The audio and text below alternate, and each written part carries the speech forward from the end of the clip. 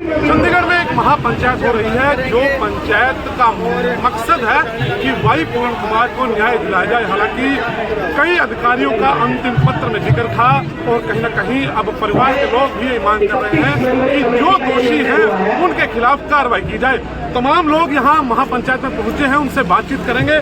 कैसे देखते हैं आप लोग, महापंचायत में आए हैं, न्याय की गुहार यहाँ से लगाई जा रही है, कैसे देखते हैं पूरे प्रकरण को?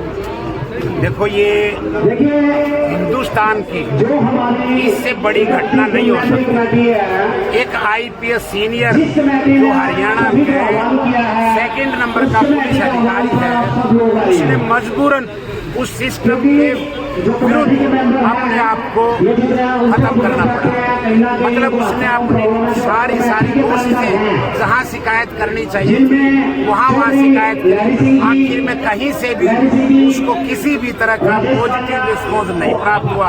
आखिर में थक हार के उसने अपनी जीवन लीला समाप्त करनी पड़ी। मेन जो हमारे अधिकारी, मैं खुद जिला शिक्षा अधिकारी से रिटायर हुआ हूँ, मैं खुद DWO था, डिस्ट्रिक्ट एलिमेंट्री एजुकेशन ऑफिसर।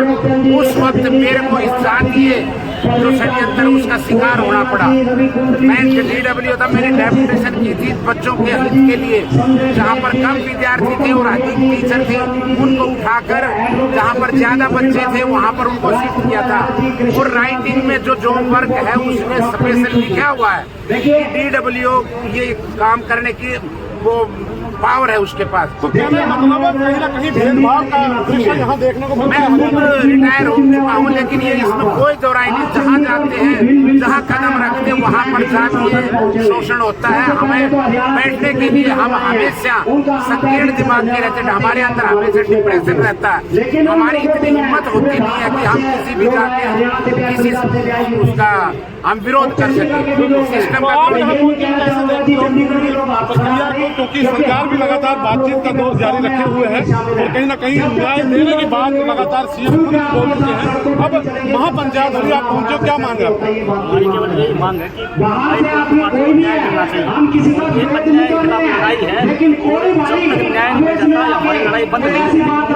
जब तक हम खड़े हैं तब तक उनको न्याय नहीं मिल जाता और न्याय लेने के लिए हम हर कदम उठाने के लिए तैयार हैं। तो कहाँ से लोग आए हैं, आप कहाँ से आए हो? रोहतक से। कैसे देखते हो महापंचायत में शामिल? ये देखते हैं कि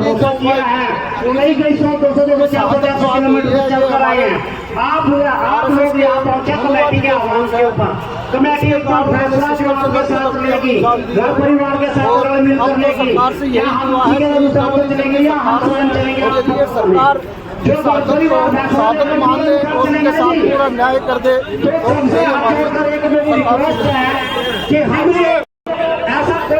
इसमें सबसे बड़ी सोचने वाली बात ये है, एक हरियाणा का पुलिस ऑफिसर जो पूरे हरियाणा में दूसरे नंबर का अधिकारी है, जब वो अपने इस सिस्टम से लड़ाई नहीं लड़ सका और अपने आप को सुसाइड करना पड़ा, तो एक आम नागरिक, एक आम हमारे गांव का जो बच्चा है, जो कोई नागरिक है, उसके क्या हालात होंगे, कैसे वो उस सिस्टम से लड़ाई कर सकता है। जब एक ADGP तक उसमें लड़ाई नहीं लड़ सका, वो भी हार गया, तो एक गांव का नॉर्मल नागरिक जो हमारे दलित जो बहुत गरीब है, वो बैठ के उसने तक कैसे गुजारे। जो हमारी उम्मीदें थी वो सब खत्म हो चुकी हैं। अब तो मैं ये कहना चाहूँगा पूरे जनता को, यदि अब नहीं जागे तो एक एक करके मरोगे। अब जाग जाओ, इससे बड़ा और कोई दिन नहीं हो सकता। बिल्कुल, यहाँ महापंचायत में जो होते हैं कहीं ना कहीं आक्रोश है और कहीं ना कहीं अब मांग उठने लगी है कि जो दोषी है उन्हें सलाखों के पीछे किया जाए और तंत्र है जो हरियाणा का उसे सुधारा जाए। निश्चित तौर पर महापंचायत अभी चल रही है। पल पल की अपडेट के साथ मैं कमल धावन, नमस्कार।